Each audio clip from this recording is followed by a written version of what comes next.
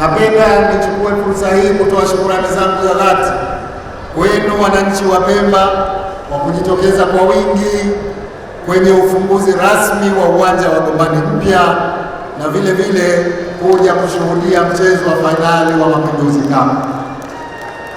Nimefurahi mno kwamba leo tunafanya kazi mbili, tukiwa tunaadhimisha miaka 62 ya mapinduzi matukufu. Tumekuja kufungua rasmi uwanja wetu huu ambao kwa kweli umependeza, ni mzuri mno wa kimataifa kabisa. Lakini vile vile tumekuja kushuhudia fainali ya Kombe la Mapinduzi Cup. Sasa nyote mnatambua kwamba walioingia fainali timu za Yanga na Azam, wote hawa ni mabingwa wa mchezo wa mpira. Kwa hivyo leo bila shaka tutakuwa tuna burudani ya kutosha hapa. Nashukuru kwamba wananchi mmeujaza uwanja huu kuja kutizama mchezo.